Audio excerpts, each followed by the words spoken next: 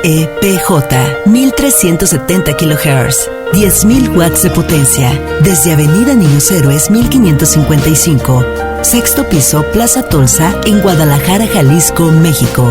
Apostolicus 1370, despierta tu fe, una emisora de Radiorama de Occidente.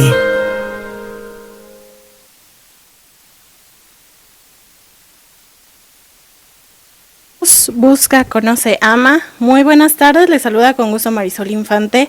Sean ustedes bienvenidos a esta emisión de Siguiendo los Pasos de Imita a un Santo, sigue a Jesús, y agradezco el favor de su atención semana a semana en este programa dedicado a conocer la vida y obra de santos, mártires y doctores de la Iglesia Católica. El día de hoy vamos a seguir los pasos de San Valentín, pues como la mayoría sabemos, cada 14 de febrero festejamos el amor y la amistad, pero creo que pocas personas saben realmente el origen de esta tradición tan emotiva. Entonces, además en nuestra sección Mexicanos en los Altares, que como recordará la semana pasada estrenamos esta sección, en la que estaremos dando a conocer información sobre santos, beatos y mártires exclusivamente de México. Y bueno, le traemos una interesante conversación que tuvimos con la productora de la película Mirando al Cielo, que narra la historia de San José Sánchez del Río, un santo y mexicano muy querido, y la oración fue el pasado 10 de febrero. Así que pues lo invito a que nos acompañe el día de hoy. Y bueno, para este primer segmento haré paso del santoral que se celebró en los últimos días.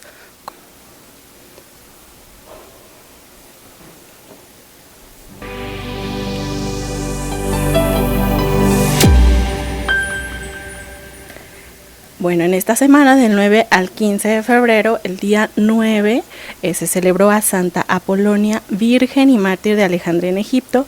Ella estuvo dedicada totalmente al apostolado, fue muy estimada por su valor e integridad y fue capturada en el año 249, ya siendo anciana, cuando ocurrieron pues las feroces persecuciones del siglo III. Ella, se negó a rechazar su fe, fue torturada.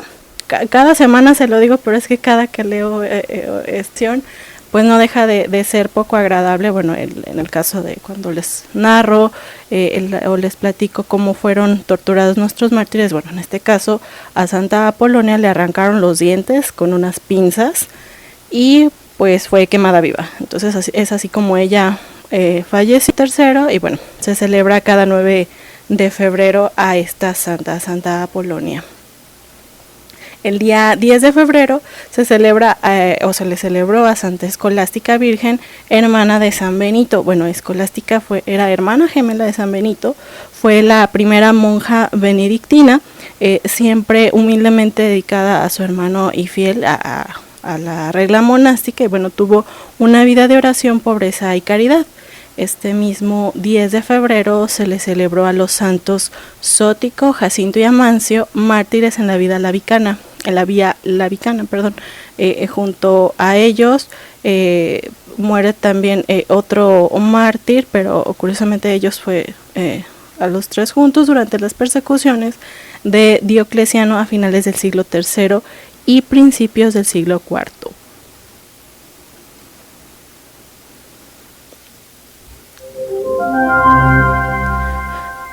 El día 11 de febrero se les celebró a Santa Sotera, virgen y mártir en la Vía Apia.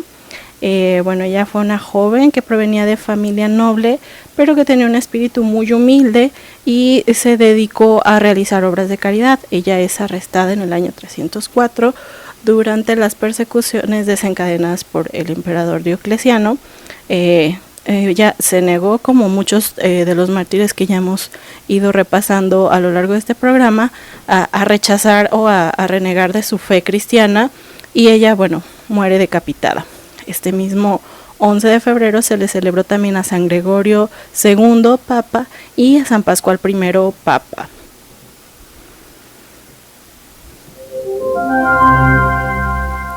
El día 12 de febrero se le celebró a los santos Saturnino y compañeros, mártires de Abitén en África. Ellos eran 49 cristianos que fueron arrestados en el año 304 por haber participado en la misa del domingo.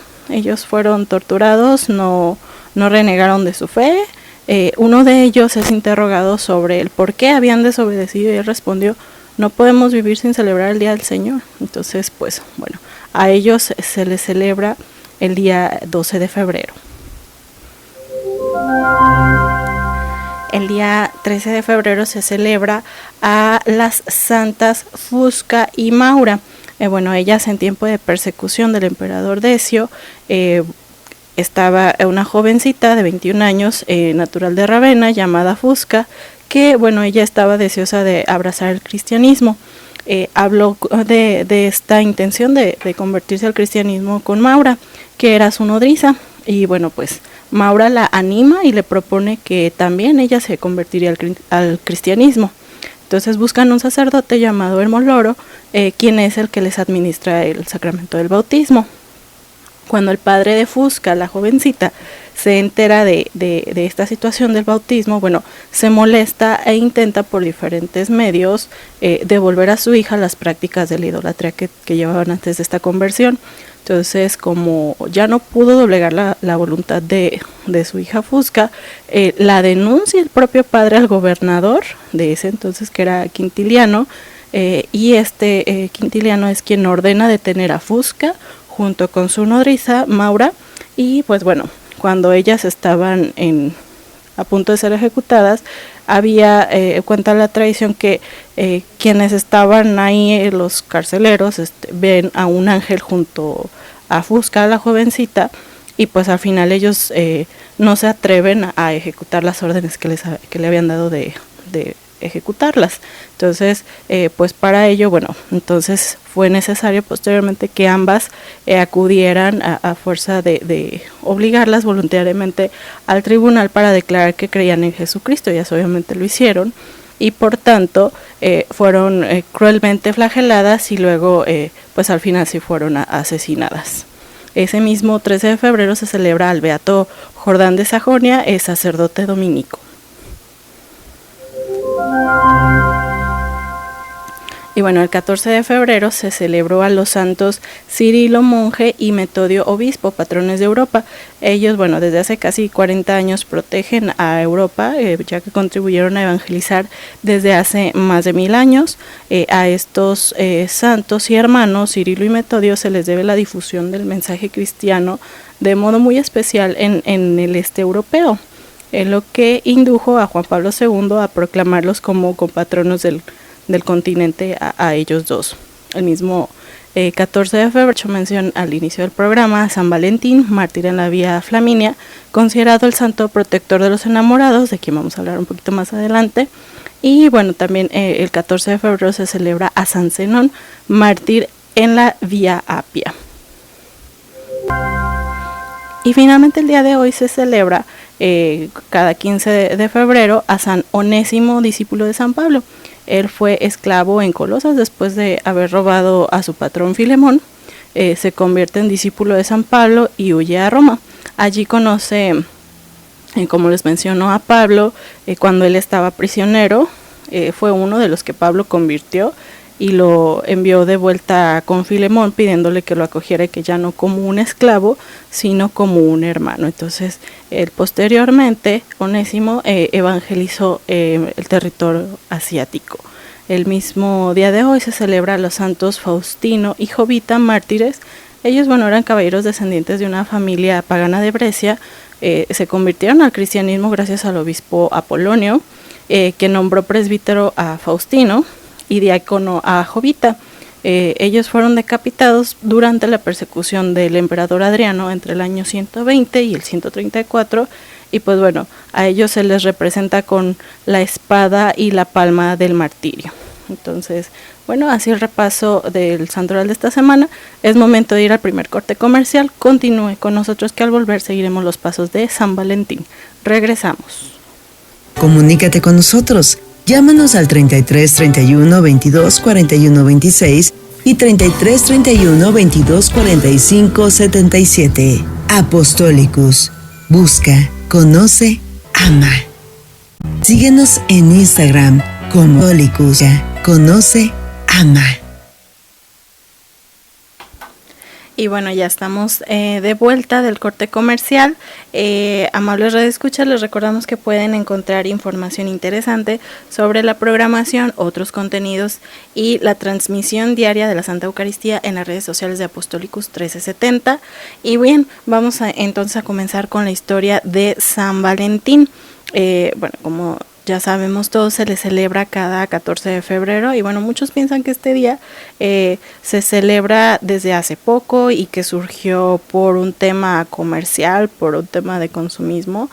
Incluso hay quienes reniegan un poco asociando completamente este día, como les menciono, al consumismo, a las compras desmedidas y frívolas, pero no, su origen, al menos desde su origen, no lo es así, y por eso es importante saberlo para recuperar el verdadero sentido de esta tradición católica adoptada y adaptada por la sociedad alrededor del mundo. Entonces, bueno, existen algunas imprecisiones sobre los primeros años de este santo, debido a que en algunos antiguos martirologios se menciona en la fecha del 14 de febrero al menos a 3 santos con el mismo nombre, con el nombre de Valentín, y todos ellos fueron mártires. Entonces, bueno, en el martirologio romano, el día 14 de febrero encontramos no a uno, sino a 2 de estos 3 que se mencionan en todos los antiguos martirologios, al menos en el romano hay 2, y bueno, de uno de ellos se dice que el 14 de febrero en Roma, en la Vía Flaminia, había un sacerdote y mártir de nombre Valentín, que después de haber realizado varias curaciones significativas, había sido asesinado y degollado bajo la orden del emperador Claudio César. La historia de este presbítero romano, bueno, se desarrolló alrededor del año 270 después de Cristo, mientras que asolaba la persecución del emperador Claudio el Gótico, como le llamaban, que bueno, él estaba bastante intrigado y de cierta forma se sentía amenazado por la fama de santidad y por esta buena fama que acompañaba a Valentín. Entonces él lo lleva al palacio y le pide que sean amigos para comenzar a adorar juntos a los dioses. Sin embargo, pues Valentín, con valor y firmeza, pues declara que pues el culto que ellos realizaban a los dioses era inútil y que pues solo Cristo había traído al mundo la esperanza de un mundo mejor. Entonces el emperador pues se impresiona por su devoción, pero bueno, le encarga a un noble romano llamado Asterio pues la tarea de irlo disuadiendo mediante discursos inicialmente suaves y amables, ¿no? Intentó, digámoslo así, por las buenas, disuadirlo de esta tarea que tenía Valentín. Asterio tenía una hija ciega de 2 años y sucede que en una ocasión Valentín estaba también la niña junto con ellos. Valentín se arrodilla ante la niña y se pone a rezar y la pequeña recupera la vista. Entonces pues ante este milagro Asterio pues se convierte al cristianismo junto con toda su familia. Entonces cuando el emperador Claudio se entera de esta conversión, pues condenó a Valentín a ser decapitado en la Vía Flaminia, donde fue enterrado, y posteriormente bueno, se construye una iglesia dedicada a él, a Valentín. Ahora bien, pasamos a la historia del otro Valentín, ¿no? Del segundo santo de nombre Valentín, que bueno, hay una historia en la que dice que el 14 de febrero en Terni, Italia, se realiza la festividad de San Valentín. Este obispo, que después de haber sido golpeado durante un largo periodo, luego es encarcelado y al no poder vencer su resistencia es arrastrado secretamente a medianoche y degollado por el prefecto de Roma llamado Plácido. Entonces, la historia del obispo de Terni, de este Valentín que les estoy mencionando ahorita, tiene lugar unos 70 años después de la otra historia de la que se tiene registro del primer Valentín que les estaba mencionando. Entonces, alrededor del año 340 aproximadamente. Entonces, bueno, él es invitado, este Valentín, a Roma por el retórico y filósofo Cratón, un maestro en lengua griega y latina que tenía un hijo llamado Queremón, que sufría de una deformidad física que lo obligaba a mantener la cabeza entre las rodillas. Entonces, pues, ningún médico había logrado curarlo, ¿no? Entonces, Cratón le promete a Valentín la mitad de sus posesiones si sanaba a su hijo. pero Valentín en una larga charla nocturna le explicó que no serían sus inútiles riquezas las que salvarían al joven, ¿no? que lo que realmente lo iba a sanar era la fe en el único Dios verdadero. Entonces, pues acto seguido se pone a orar Valentín y el niño recupera su salud. Entonces, pues ante el milagro, Cratón y toda la familia pidieron ser bautizados por el obispo, junto con 3 estudiantes griegos, Próculus, Efebo y Apolonio. Con ellos también, abraza el cristianismo Abondio, otro estudiante, que era hijo del prefecto de Roma. Entonces, pues furioso, Plácido, este prefecto, del cual les mencioné, él estuvo en el año 346 a 347 como prefecto. Entonces, pues, ¿cuál es su reacción? Bueno, pues posteriormente martirizan a Valentín, ya que Plácido estaba dolido por la conversión de su hijo. Entonces, pues había primero mandar detener a Valentín, lo decapita en secreto durante la noche para evitar pues la reacción de la comunidad cristiana, que en ese momento estaba creciendo más en la ciudad. Después de llevarse a cabo cuando lo decapitan y le dan sepultura, sus alumnos Próculus, Efebo y Apolonio se llevan el cuerpo de Valentín a Terni y ahí lo entierran a las afueras de la ciudad. Entonces, ¿qué sucede? Bueno, en Terni estaba el cónsul Lucencio, que él pues fue informado del hecho de cuando estos 3 estudiantes dieron sepultura afuera de la ciudad a Valentín. Entonces, ¿qué es lo que ocurre? Pues durante la noche, por miedo a que el pueblo también los liberara a ellos o hubiera demandas de que los liberaran, pues los manda a decapitar también a ellos 3. Entonces, pues el pueblo estuvo instigado por Abondio y pues al final enterró estas similitudes, en especial en cuanto a, hubo una manera de pues cómo fue enterrado.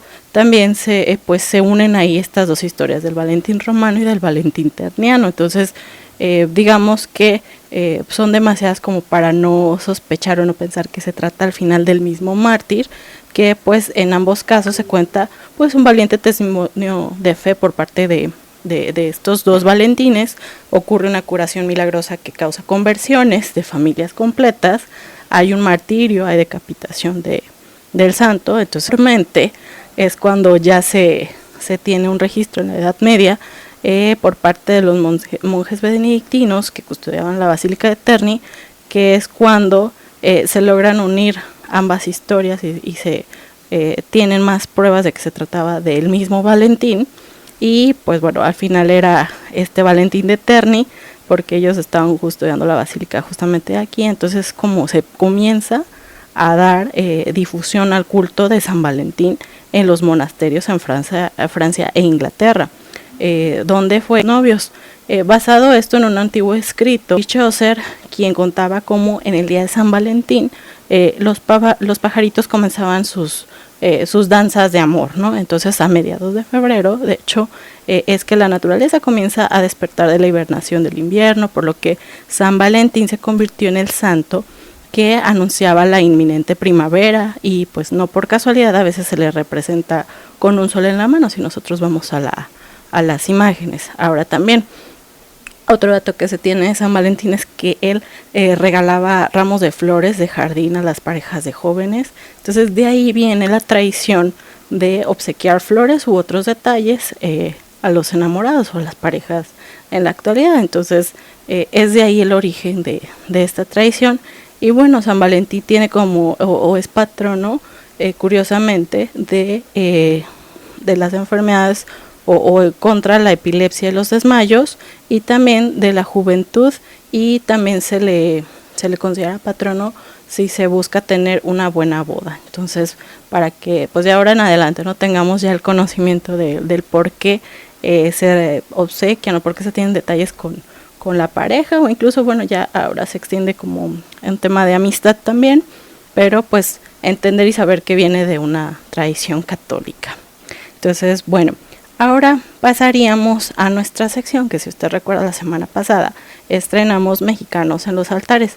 Nada más que el día de hoy vamos a tener porque tuvimos la oportunidad de entrevistar a alguien muy especial.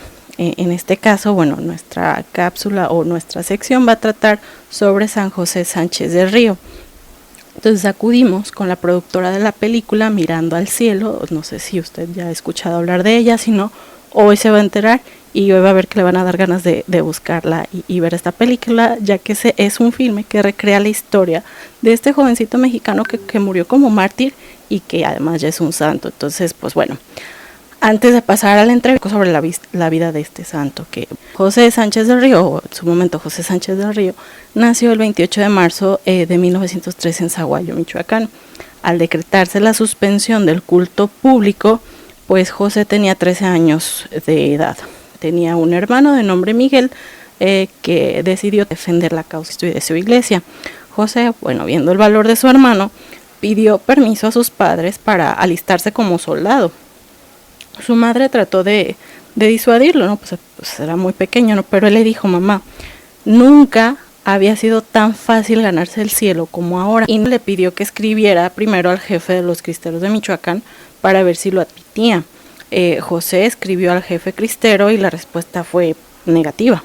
Sin embargo, José no se desanimó y volvió a insistir pidiéndole que lo admitiera, si no como soldado, bueno, pues como una clase de asistente. En el campamento, cuando él ya es recibido, pues se ganó el cariño de sus compañeros, quienes lo apodaron Tarcisio. Él pues se cuenta que era bastante alegre y que esa alegría endulzaba los momentos tristes de los cristeros y que todos admiraban. Él por la noche era el encargado de dirigir el Santo Rosario y animaba a la tropa a defender su fe.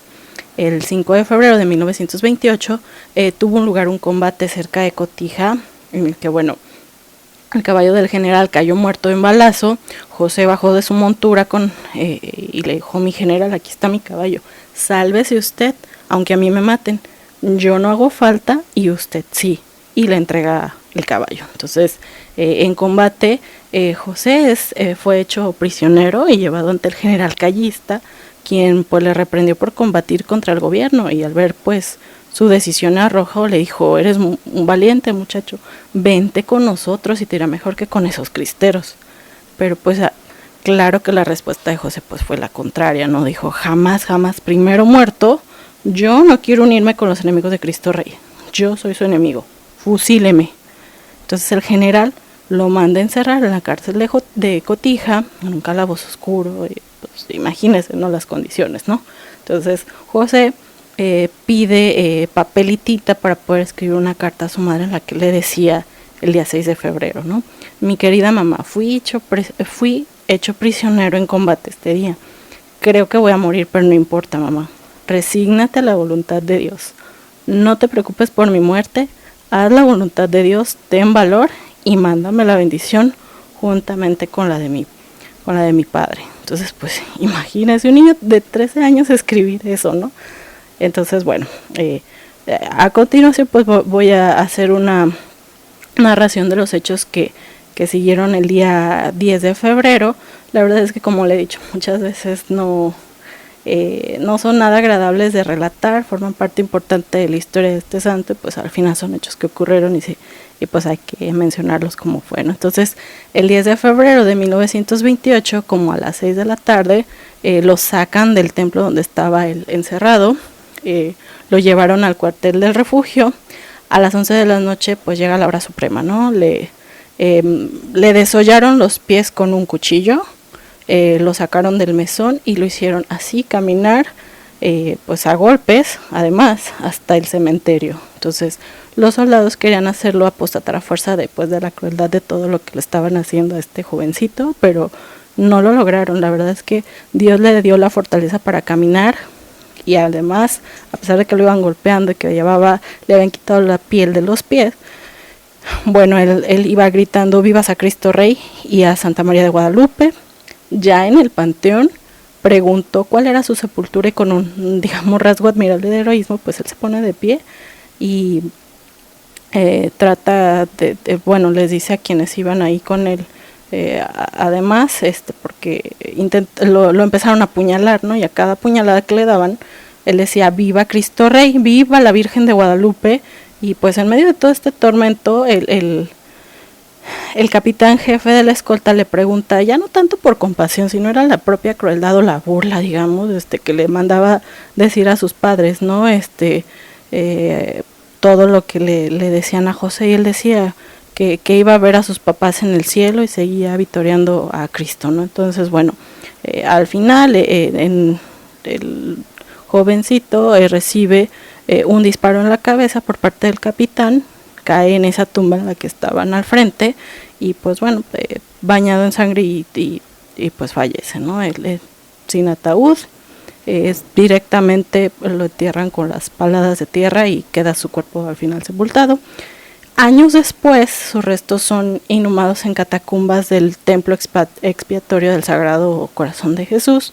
Actualmente sus restos reposan en el templo parroquial de Santiago Apóstol en Zaguayo, Michoacán. San José fue beatificado el 20 de noviembre de 2005, canonizado por el Papa Francisco en 16 de octubre de 2016.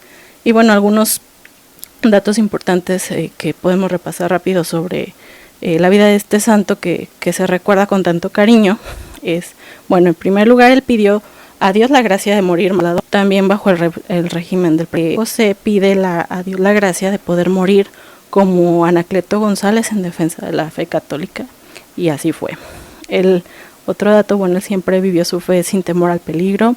Como ya se había mencionado, el presidente Plutarco, promotor de un conjunto, restringía drásticamente la vida de la Iglesia Católica, y quienes se atrevían a desobedecer esta legislación y profesar su fe con normalidad, pues eran enviados a la cárcel o ejecutados. Entonces, sin embargo, bueno, José era de los niños que siempre asistió al catecismo, que se distinguía por su compromiso y que, bueno, él rezaba todos los días el rosario con su familia.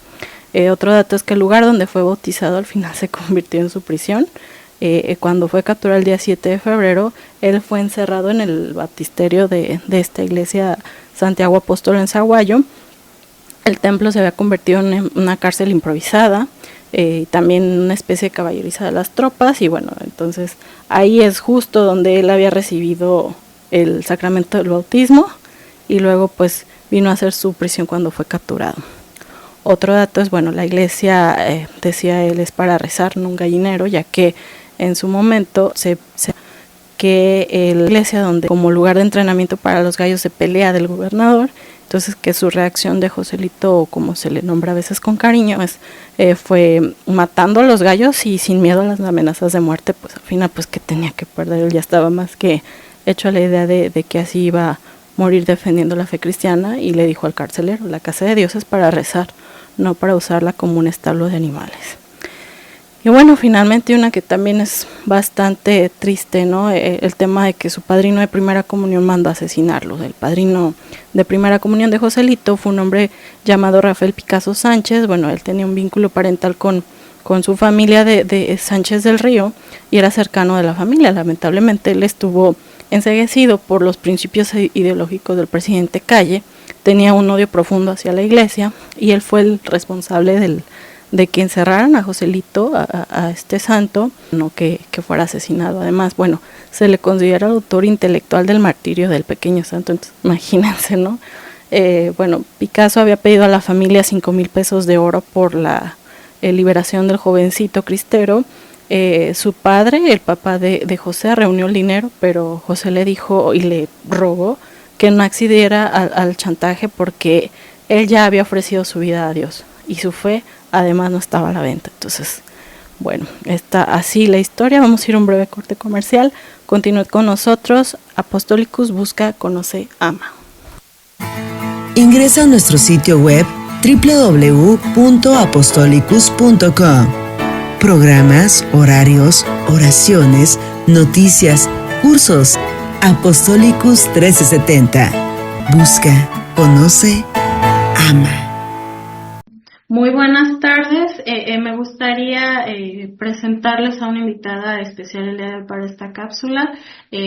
No sé si quisiera, por favor, presentarse. Hola, mira, yo soy Laura Díaz de Peláez. Mucha gente me conoce como Laura Peláez. Soy la productora de la película Mirando al Cielo.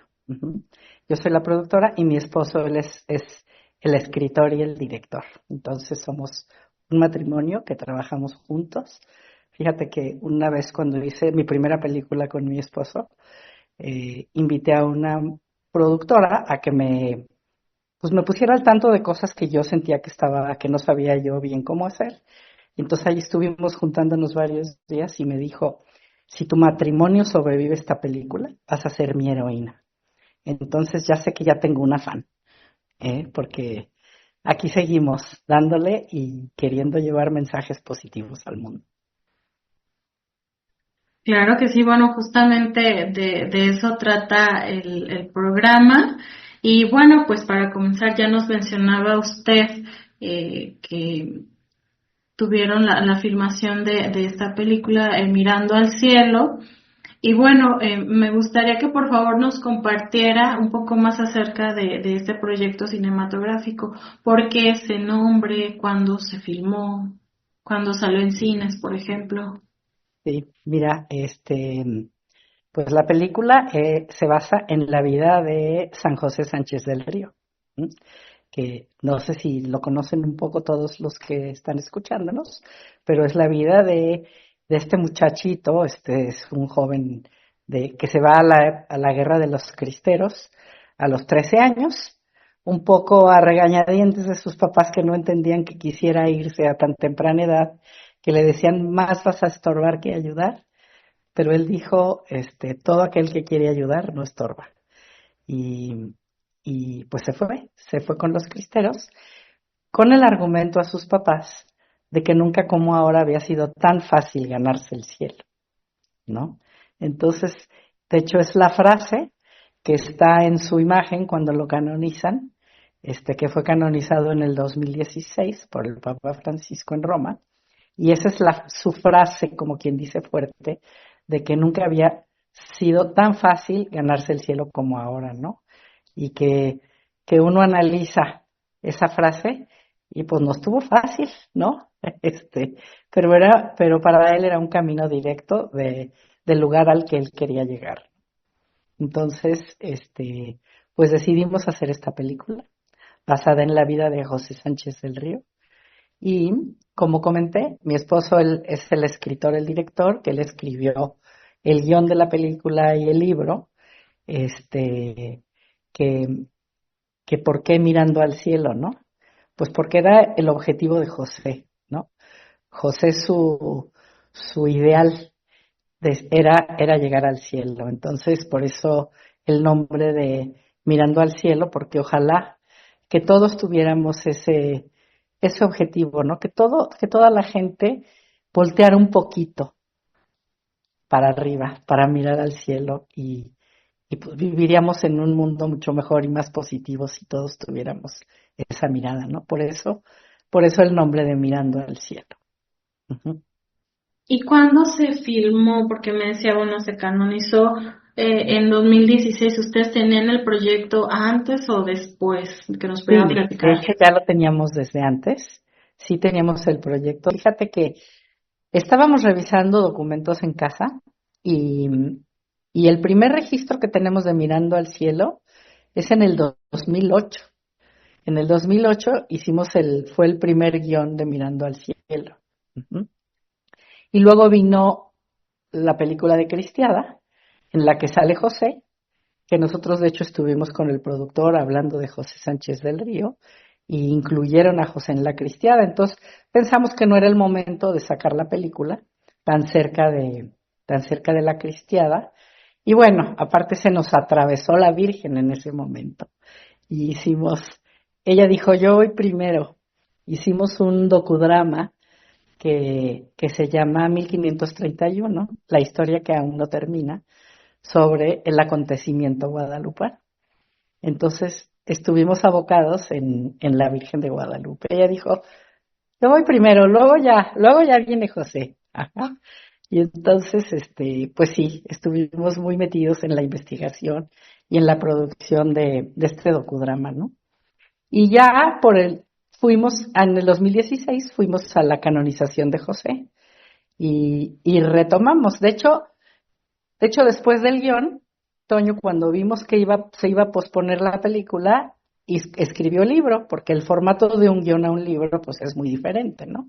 Entonces él lo hizo libro y lo publicamos. De hecho, ya pasó su quinta edición. Ahorita estamos por sacar la sexta. De hecho, ahorita está agotado, como quien dice. Y y en el 2016 fuimos a la canonización a Roma de José. Convivimos mucho con la Niña del Milagro, que llevó a José a los altares. Y y ahí retomamos pues todo el levantamiento de la película, ¿no? Que creo que lo más tardado muchas veces en una película es levantar los fondos para hacer la película. Y pues ahí empezamos. Y digo muchas veces porque a nosotros luego se nos atravesó la pandemia, ¿no? Pero en el 2018 y 2019 hicimos la filmación de la película. Ujú. Y filmamos principalmente en los Altos de Jalisco. Fue, fue el San Miguel el Alto, fue el pueblo en el que hicimos la mayoría de las escenas. También estuvimos en Aranda, que nos prestaron una hacienda en Arandas para la casa de la familia.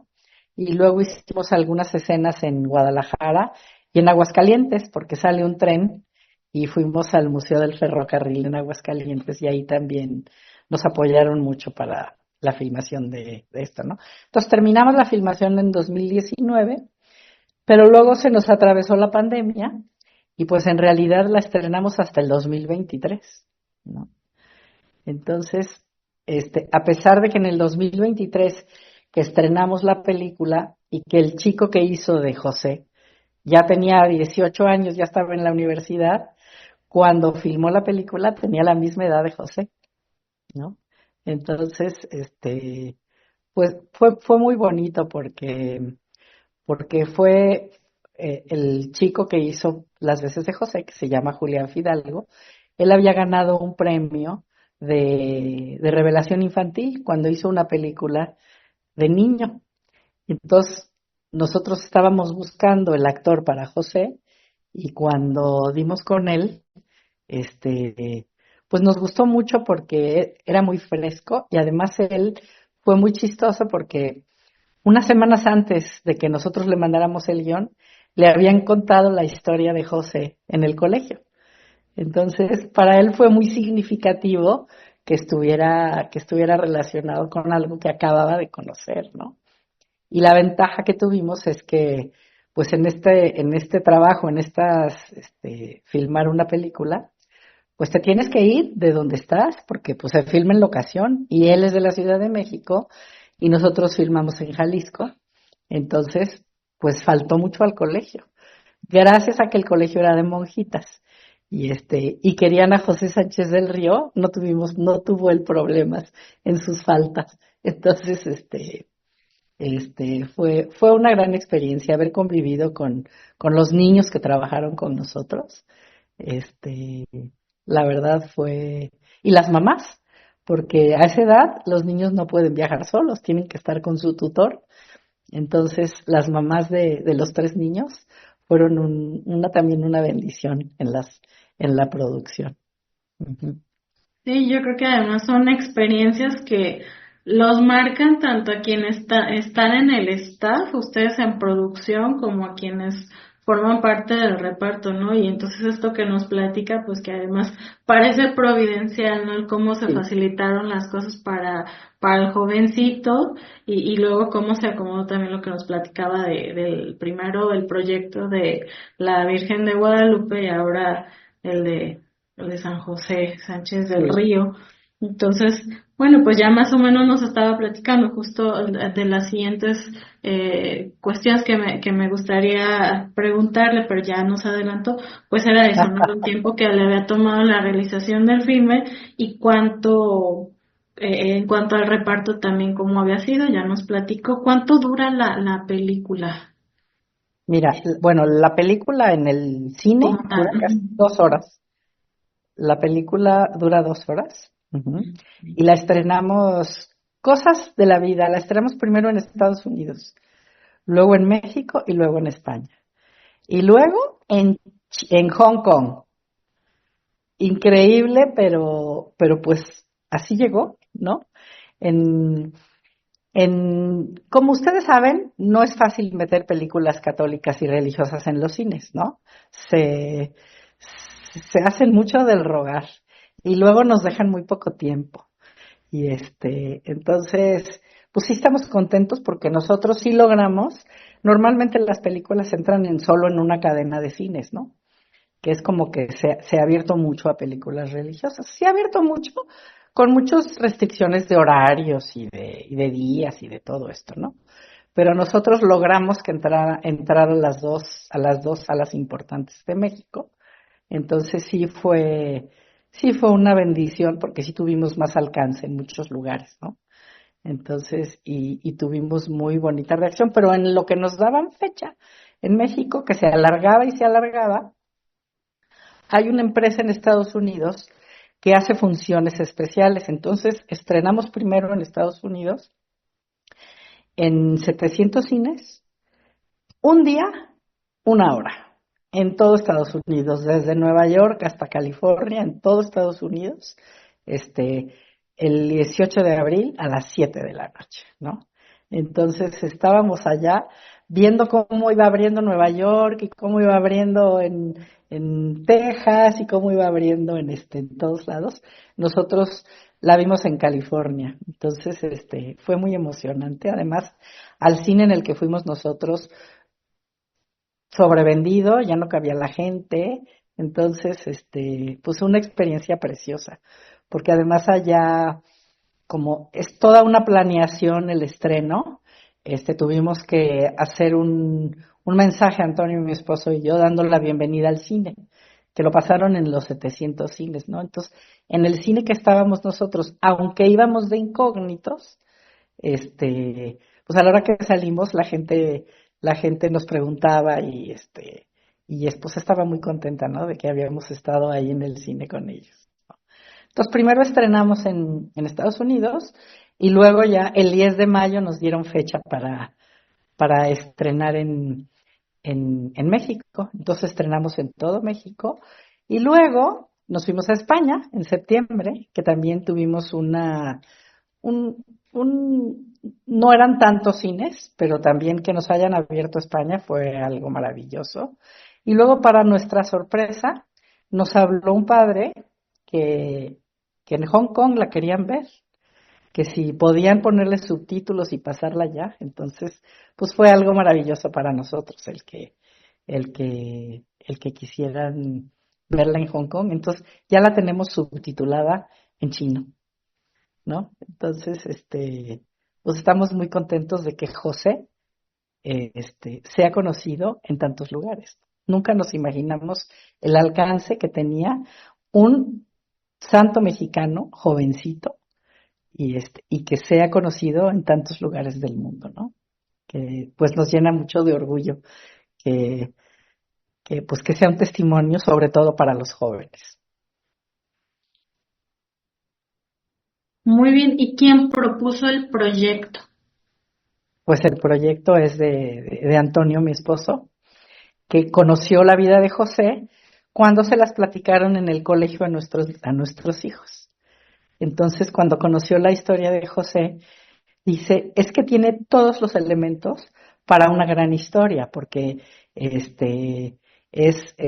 una historia de heroísmo en el que hay todos los elementos, hasta de un poco de increíble que el padrino de primera comunión de José sea el que pues lo manda a matar, ¿no? Entonces, pues es una historia pues que mucha gente tiene que conocer, ¿no? Y la valentía de José. ¿Hubo algo en particular que sucediera que les hiciera a lo mejor ser devotos o ya lo conocían mucho tiempo antes? Ya, fíjate cómo son cosas pues que la vida te va poniendo, o Dios te va poniendo en el camino, ¿no? Siempre nos gustó, sobre todo mi esposo, cuando escucha la historia y dice, es que esta historia la tiene que conocer más gente, ¿no? Y entonces, yo creo que a todo el mundo nos pasa que de repente no sabes nada de alguien y de repente cuando abres una puertecita, ¿no? De repente te empiezan a llegar detalles, y empiezas a oír y dices, ¿por qué? Si nunca en mi vida había oído de esto, ¿por qué ahora me llega por todos lados? ¿No? Entonces, como que empezó a hacerse más presente en nuestras vidas. Ujú.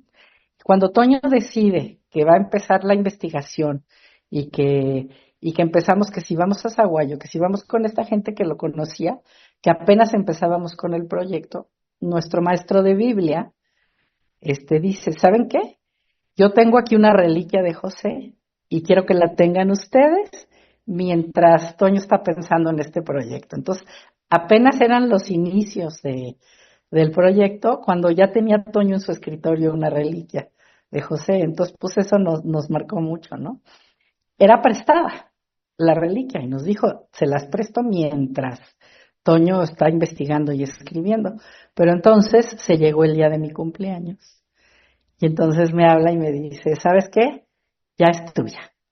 Ya es tuya, ya quédensela. Entonces, ¿Y qué José, reliquia es? ¿O sabe de qué grado es?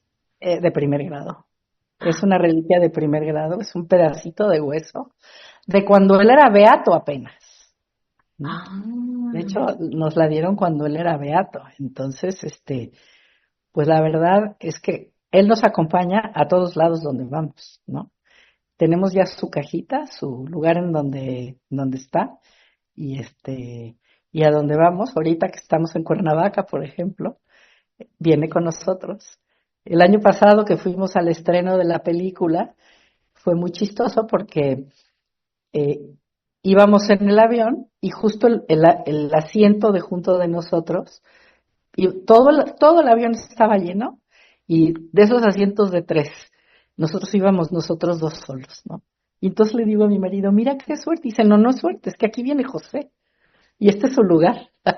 Entonces, sí, sí es alguien que nos acompaña todo el tiempo. A donde vamos, él está presente. Y muchas veces, pues anda de peregrino, porque de repente nos enteramos de una necesidad, de un enfermo, de alguien que tiene una preocupación, y pues ahí va José a acompañarlos un rato a que, pues mira, también tenemos una Virgen peregrina muy especial a raíz del documental de la Virgen, y la llevamos, es una Virgen de tamaño natural, tocada por la imagen de la basílica, y y un día que fuimos a un lugar, Toño le dice a la persona que llevamos y dice, ya verás que se va a curar. Entonces cuando salimos de ahí le dije, Toño, no puedes decir eso. Es que a lo mejor la Virgen no le va a dar la curación. La Virgen viene a dar paz, ¿no? Viene a traer paz. No, no necesariamente a curar enfermos, ¿no? Porque a lo mejor no toca, ¿no?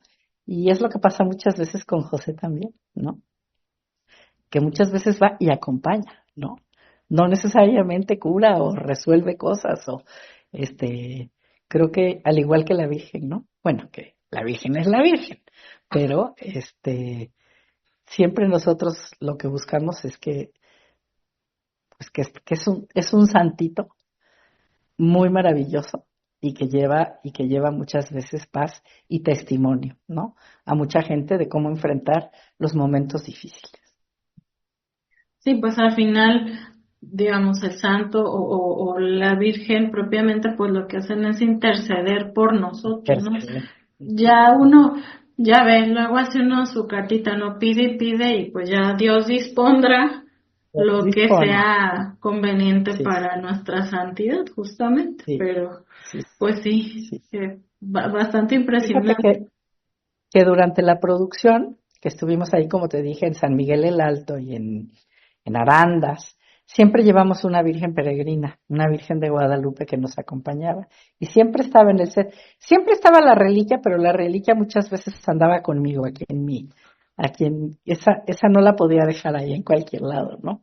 Y pero muchas veces gente estaba ahí con la Virgen, pidiendo de algún modo o platicándole pero muchas veces la Virgen estaba acompañada durante la producción, ¿no? Además de que ella era nuestra acompañante, muchas veces ahí estaba la gente con ella. Ujú.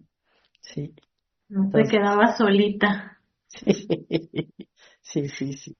¿Y qué opiniones han recibido por parte de críticos y expertos? Porque decía usted, es complicado Muy complicado. entrar a las salas de cine con una película religiosa y no solo religiosa, sino católica, porque hemos de admitir que la persecución de alguna manera sigue o la censura hacia la religión y particularmente a los católicos, ¿no? Puede ofenderse A la católica. al catolicismo de cualquier forma en todo momento y a otras religiones Sí. quizá no de la misma manera. Entonces, ¿qué opiniones recibieron por parte de los expertos o críticos de cine, por ejemplo? Mira, de los expertos en cuanto a cines, a los expertos del cine, ¿no? Entonces, cuando vieron la película, nos dijeron, a ver, te voy a dar el ciclo, la plataforma que tenemos de cine de arte. Y entonces cuando me mostraron los cines en donde nos querían poner, le dije, no hay modo. O sea, yo no necesito estar en un lugar en donde hay muchos artistas, ¿no? Que les gusta el cine de arte. Mi cine no es cine de arte, sí es especial y sí tiene un nicho. Y entonces me dijeron, a ver, dime tu plataforma ideal que quieres tener, ¿no? Entonces yo pedí 150 salas. Y me dijeron, no hay modo que te dé 150 salas, te doy 60. Y dije, no, no hay modo que me dé 60, me tienes que dar más, ¿no? Entonces dije, bueno, mándame tus 150 por orden. O sea, ¿cuáles son las que quieres? Porque además, pues teníamos que hacerle promoción, ¿no? Entonces no puede salir y que nadie sepa que ya está la película ahí. Entonces de repente me dicen, te doy tus 150, pero el viernes, ¿no? Y era miércoles, le dije, no hay modo, o sea, no me des las 150, pero ¿me estás dando un día para que le haga promoción? No. Y entonces ya, unos jaloneadas con la gente porque decía, es que no es una película tan comercial, es que, le dije, pero sí existe ese nicho que quiere ver este tipo de películas, ¿no? Entonces, por fin quedamos en 85 salas de una de las, de una de las cadenas de cine, ¿no? Que yo anteriormente había hablado con otras que habían estado abiertas y entonces estrenamos con esas 85 salas. Y me habla la otra cadena de cines y me dice, ¿por qué nos dejaste fuera? Y entonces le dije, porque soy productora, no distribuidora. Me ganó el tiempo y ya no te hablé. Pero, ¿quieres entrarle la semana que entra? Y me dice, sí, sí quiero. Entonces, en vez de irnos a menos salas la segunda semana, nos fuimos a más salas la segunda semana. Entonces, pues fue bonito, pero sí es muy desgastante, porque cada semana te amenazan de que te van a sacar de salas y te van a decir, en esta sala sí, en esta sala ya no sigue. Y en salas donde teníamos llenos, de repente llenos, ¿no? Y entonces, pues a negociar, ¿no? A negociar que estuviéramos, pero bueno, lo importante es que estuvimos 5 semanas en bastantes salas, sí mucha gente la pudo ver, y mucha gente se quedó sin verla, que nos siguen escribiendo donde la ven, ya tenemos una plataforma en la que se puede ver actualmente, y y la reacción, fíjate que la reacción de los críticos de cine, como que no nos atacaron, no nos glorificaron tampoco, no, y a mí me preocupaba más la crítica de los religiosos, porque podían decir, esto no es verdad, esto sí es verdad, y de hecho un sacerdote que ha escrito varios libros sobre José Sánchez del Río y que había leído el nuestro, habló y me preguntó dos cosas. Y me dice, ¿van a empezar la película como empieza el libro? Porque no es igual, no es así como empieza la historia de José.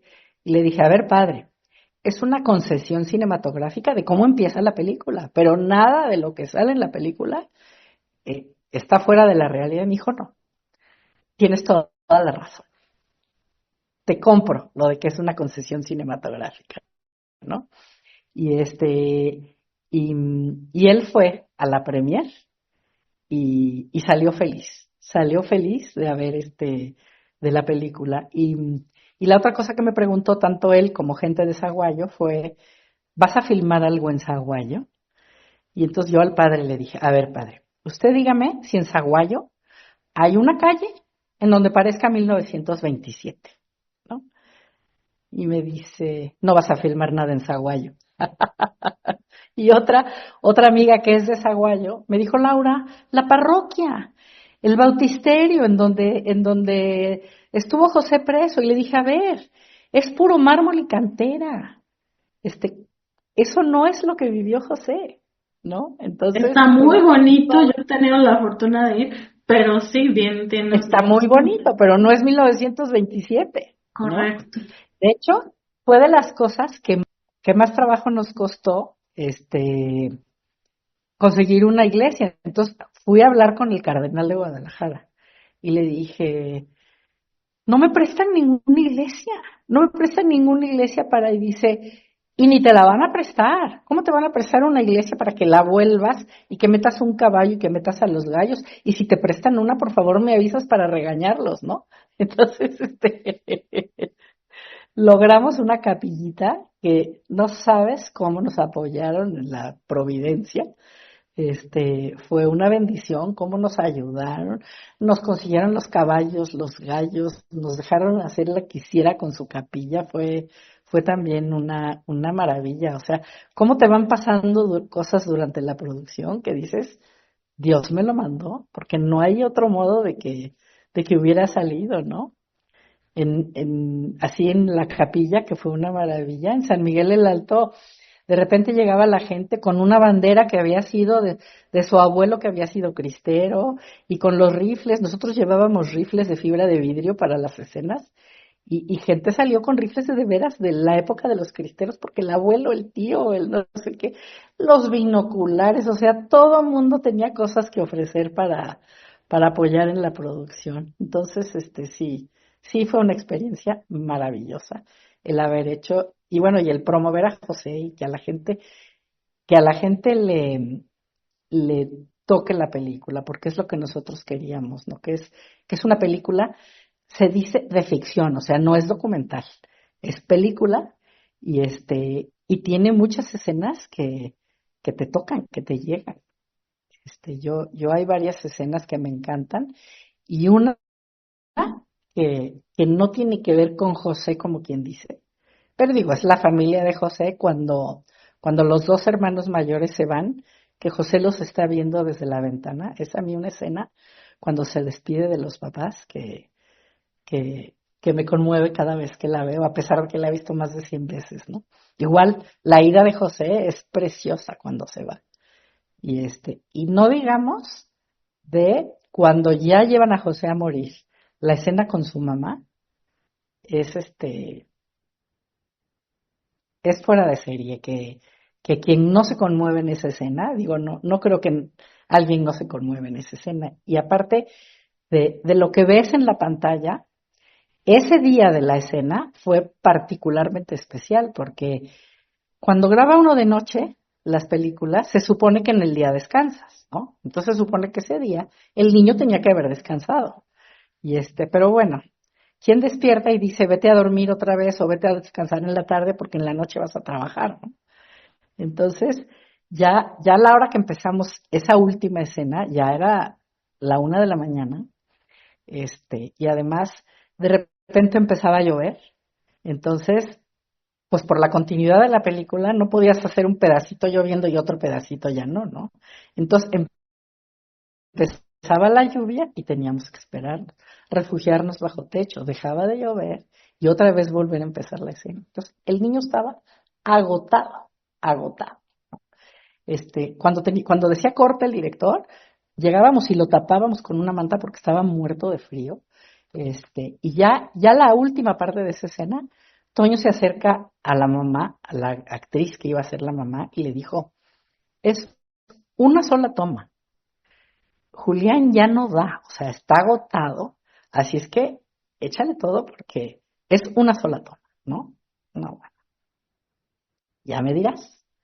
Ya me dirás si Y ya nos dirá si te también gusta la. el público, ¿no? Porque, ¿qué piensan de la escena con la mamá, ¿no? Ujú. y de la Entonces, película en sí son general. de la película en general, porque, ¿sabes qué? Tiene unos diálogos preciosos. La verdad, hay unas gentes en España que me pidieron el libro y me dijeron, es que la película me encanta, pero es que yo quiero tener el libro porque los diálogos que tiene la verdad, quiero tenerlos subrayados y sacarlos y porque habla mucho de la familia, habla mucho del amor de Dios. Entonces, sí, la verdad es que tiene unos diálogos preciosos. Ujú. Y pues, y luego hay un padre que nos trae, que nos está correteando, que quiere que esté en una plataforma de las importantes para que todo el mundo la vea y, y ahorita no están comprando las plataformas películas religiosas, que no dejaremos de perseguirlos, pero la tenemos nosotros en una plataforma que hicimos nosotros para poder subirla y que más gente la vea, que se llama mqx.world, world de mundo, WORLD, ¿no? Entonces, mqx.world, ahí pueden ver la película, ahí también está 1531, que es la que les platicaba de la Virgen de Guadalupe. Entonces, pues es una forma de, mientras logramos llegar a plataformas más grandes, que la gente pueda verla, ¿no? Entonces, pues ahí estamos, con mucha ilusión pues de que toque muchos corazones, ¿no? Y como platicábamos al principio, pues el objetivo es que la gente mire un poquito más hacia el cielo, ¿no? Que vivamos con esa conciencia pues de voltear para arriba cada vez que podamos. Y bueno, finalmente me gustaría preguntarle qué característica resaltaría de San José Sánchez del Río y cómo invitaría al público para que siguiera los pasos de este santo y mártir mexicano. Mira, a mí una de las cosas que me encanta de José, siento, siento que pocos de nosotros estamos llamados a dar la vida, ¿no? A dar la vida pues por Dios o por un ideal, ¿no? Siento que somos pocos los llamados a ello, pero siento que todos estamos llamados a ser congruentes con lo que creemos, ¿no? ¿Cuántas veces por pena, por respetos humanos, por cualquier cosa, nos quedamos callados o no estamos dispuestos a defender lo que creemos o lo que debemos hacer, ¿no? Y creo que el ejemplo de José, que él llegó al extremo de dar la vida por ello, pero siento que nosotros estamos llamados a ser congruentes como José, ajá, a estar dispuestos a hacer pequeñas cosas que nos lleven a Dios, ¿no? Porque José, cuando se fue con los cristeros, él dijo, yo no quiero venir a pelear, mi arma es el rosario, ¿no? Y él con el rosario fue como defendió su fe, ¿no? Y era su arma, y cuando le decían de una pistola, de un rifle, su arma era el rosario, ¿no? Entonces, yo veo como la importancia de ser congruente con lo que creemos, con nuestros cercanos, que muchas veces son con los que más pena nos da, o con los lejanos, ¿no? El dar la cara, ¿no?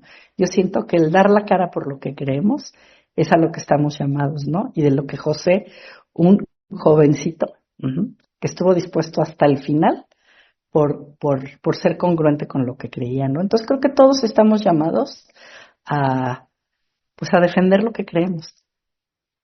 Pocos seremos llamados a dar la vida por ello, pero muchos somos llamados a enfrentarlos o a decir, sí creo y sí estoy dispuesto a que a lo mejor me juzgues y no me importa porque lo que creo es esto y pues Dios está conmigo y la recompensa más importante es la de él, no la del mundo.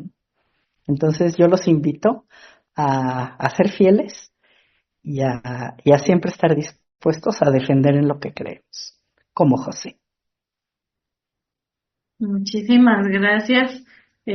Nos quedamos entonces con esa reflexión. Eh, Le agradezco mucho su tiempo, su disposición Hombre, gracias y, por invitarme. y bueno, Y como ya dije, los invito a que vean la película, en www.mqx.world. Le agradezco muchísimo habernos acompañado, los esperamos con gusto nuevamente la siguiente semana en punto de las 2 de la tarde, una servidora Marisol Infante, agradeciendo como siempre en los controles a Francisco Manso. Lo invito a que continúe en sintonía de Apostolicus 1370, lo dejo en compañía del cuidado de la creación, que muy interesante. Hasta pronto. Apostólico, busca, conoce, ama.